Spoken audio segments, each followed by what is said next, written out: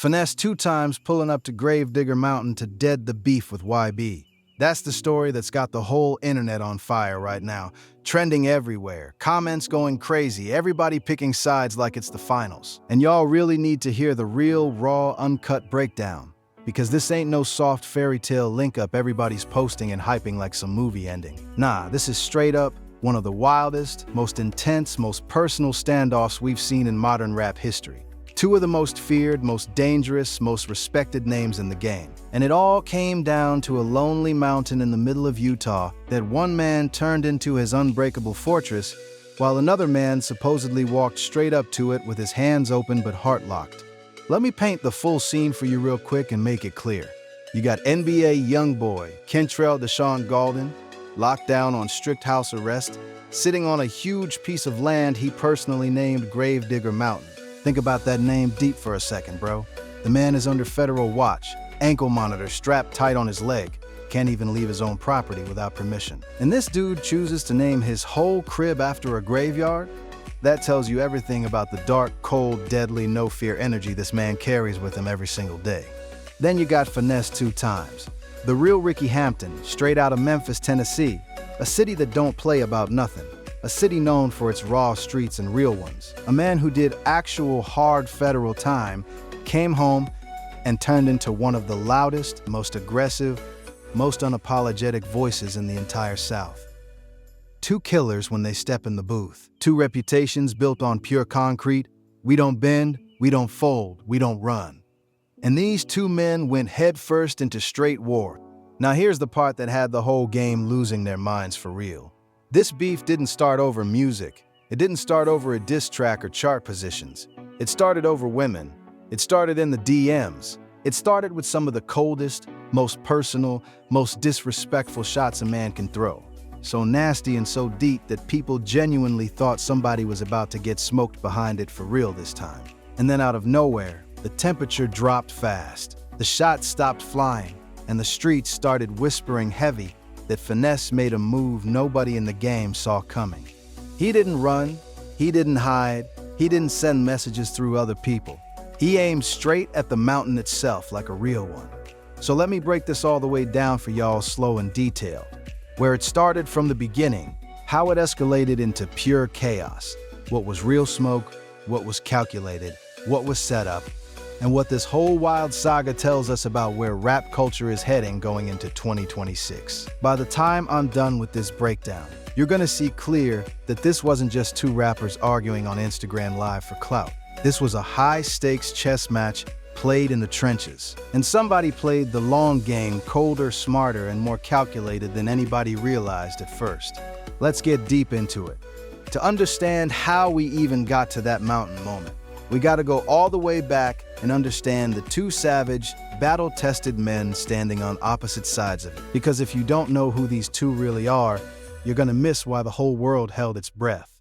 Start with YB, NBA youngboy. Born Kentrell Deshaun Gaulden, out of Baton Rouge, Louisiana. This man is not your average regular artist by any means. For years, he was the most streamed rapper on YouTube in the entire United States, holding that #1 spot 5 years straight at one point. We're talking about a man who built a massive empire while the entire legal system had its knee pressed hard on his neck the whole time.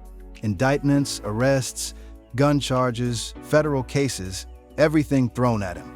By the early 2020s, he wasn't even living in Louisiana anymore. His case got moved and he ended up deep in Utah of all places. First in Mill Creek, then he bought acres and acres of land out in Huntsville and gave that joint the name Gravedigger Mountain.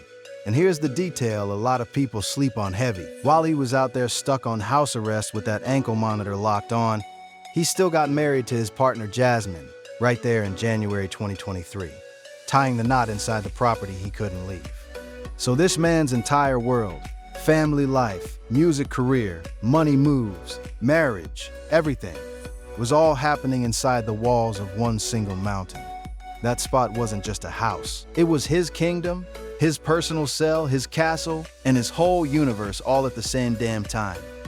Keep that picture locked in your head because it matters later. Now flip the script completely to the other side.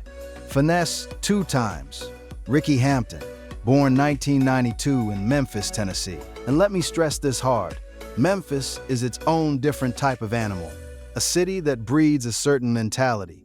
Finesse came up in that Memphis underground scene, running with the greats alongside names like Moneybag Yo and Black Youngster way back. But what completely separates Finesse from all these soft internet rappers? This man did real federal time, went away, came home, and didn't come back quiet or humble. He dropped back in, smacked the Billboard Hot 100 charts, linked up with Moneybag's Bread Gang under Atlantic Records, and turned his comeback story into a full South movement that everybody rallied behind. So now picture the chessboard clearly. On one side, a man who turned his prison experience into a mountain fortress and a 5-year streaming domination reign. On the other side, a man who turned a serious federal bid into one of the strongest comeback stories the South has seen in years. Two men who built their entire brand on the exact same code. We don't fold, we don't bend, and we damn sure don't run from nothing. Two immovable objects ready to clash. And in April 2024, those two hard-headed objects collided hard like a car crash. When two men with this kind of reputation and this kind of background have a problem, it's never small. It's never just light words. It's heavy. It starts on Instagram. Young boy, sitting high up on that mountain, decides to take shots, but not regular rap shots. He goes for the lowest, most personal, most painful angle a man can possibly go for. He posts a picture of Finesse's child's mother, FNG Sugar, dressed up in lingerie like a trophy, and captions it, "Ice cold. I got that bag far." He turned around and did the exact same dirty thing to real Boston Richie's girl too. And this time he dropped that mountain emoji with a big question mark. To regular people, it looks like nothing. But to the streets, that mountain emoji was a direct, loud invite. He was basically saying, "Come see me up on Gravedigger Mountain if you got a real problem with me." That's the kind of move that gets people killed in these streets. That ain't regular music industry beef. That's a man reaching deep into another man's family business and putting his hands on the most sacred thing he's got. Finesse didn't sit back and take it. He fired back almost instantly with that raw, unfiltered Memphis energy. Don't get it twisted. I'm from Memphis. We ain't tender at all. But then he flips the whole situation into something even crazier and more creative. He turns the disrespect into a straight hustle move. You want to FaceTime her? Cool. That'll be $250,000, $250,000. Then he pulls it back quick, shows respect, and explains her loyalty is worth way more than any money. He even revealed that the feds had been all through her paperwork, pressing her hard, trying to make her fold and flip on him, but she stayed completely solid like a rider. Now watch how the whole energy shifts after that.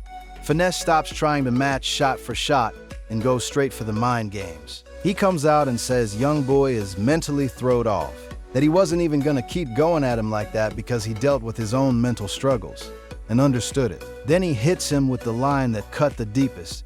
This man's been in the house for 2 years. He's basically sitting in a luxury cell.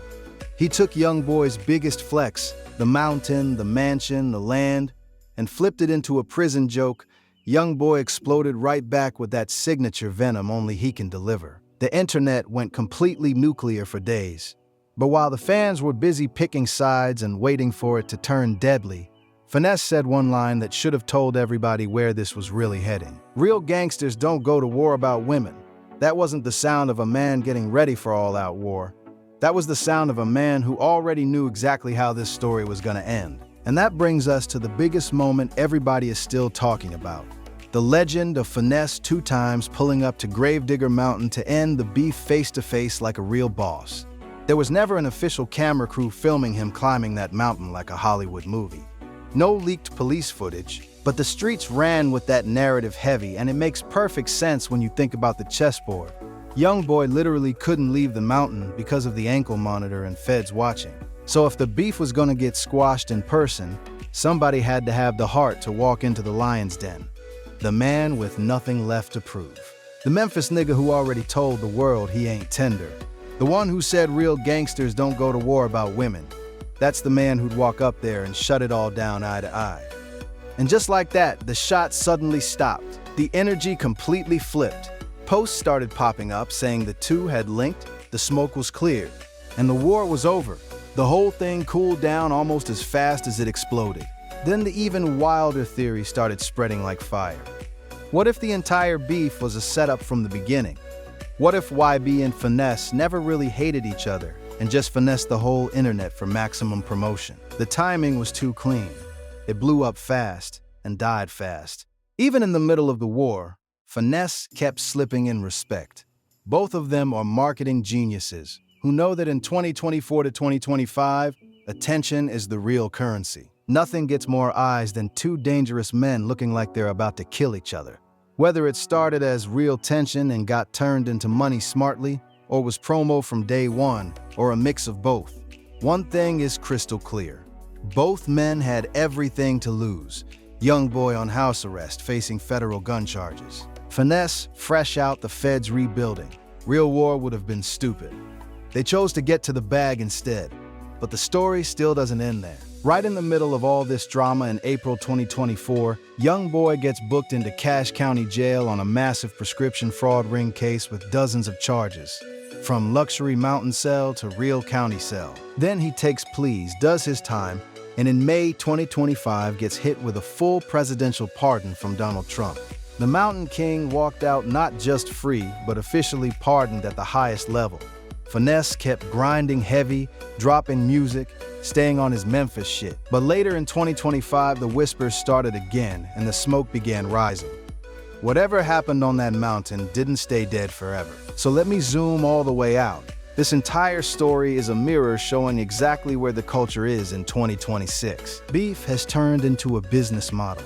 While older generations lost real lives behind real beef, these two took the hottest, most personal war possible and walked it back before anybody got hurt. I'd rather see two killers in the booth turn war into a business deal than turn it into a funeral.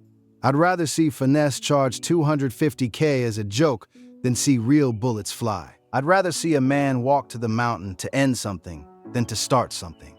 But there's a real cost too. When beef becomes content, it trains the new generation to think disrespecting family and mental health is just engagement. Not everybody is smart enough to walk it back like they did. So when Finesse went to Gravedigger Mountain, whether literally in spirit or as the final scene of a master plan, what was he really doing? Was he the bigger man ending the war? Was he a cold businessman closing the deal? Or was he the best chess player who helped finesse the whole world watching?